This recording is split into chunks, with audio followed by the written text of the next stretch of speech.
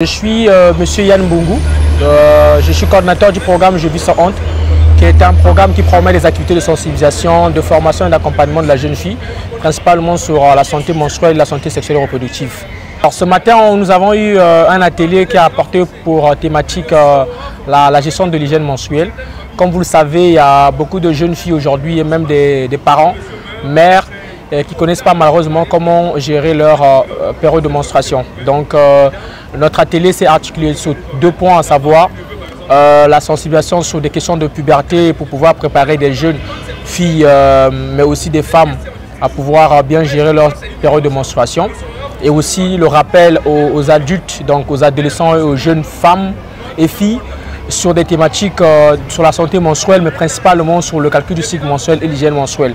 Donc c'est les deux thématiques que nous avons abordées cet après-midi avec des jeunes venant de partout, et qui était très intéressant parce qu'on a rencontré beaucoup de jeunes filles qui malheureusement ne connaissaient pas calculer leur cycle menstruel, mais au sortir de cet atelier, ils s'en sortent avec des compétences, des connaissances, mais aussi avec des compétences pratiques qu'elles peuvent vraiment appliquer chaque jour de leur vie.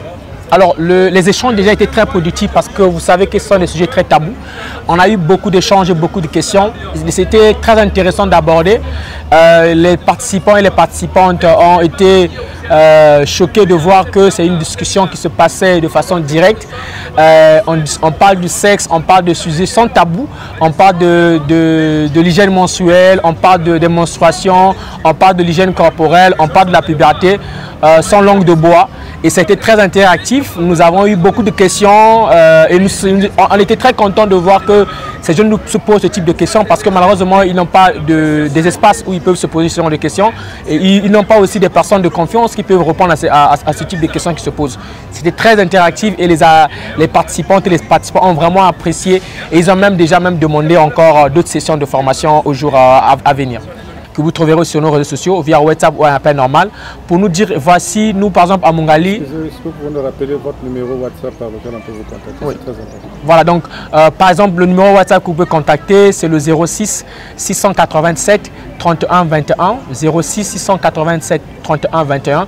Par ce numéro, vous pouvez appeler pour nous dire, écoutez, nous, par exemple dans le quartier de Mungali, par exemple, on a beaucoup de jeunes filles qui sont mères. Est-ce que vous pouvez venir pour animer une session de formation pour les jeunes filles, pour apprendre aux jeunes filles comment ils peuvent calculer leur cycle menstruel, comment ils peuvent faire de la planification familiale.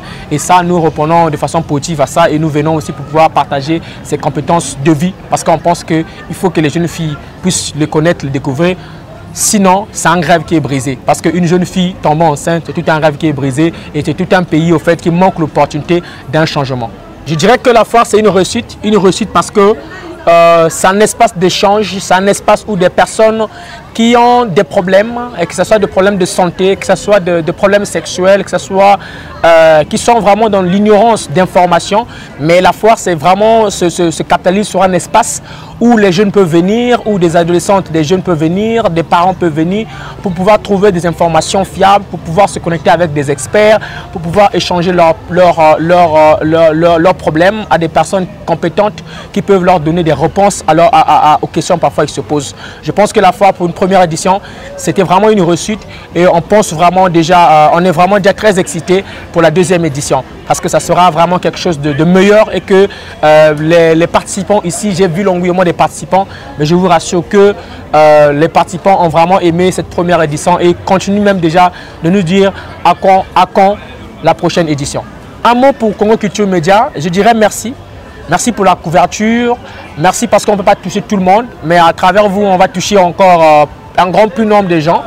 Et à travers vous aussi, on va créer tout notre vitrine où des gens peuvent se reconnecter avec nous, et puis découvrir encore aussi des structures qui étaient ici, et aussi aller au-delà vraiment de l'impact de ce qu'on a aujourd'hui sur le lieu.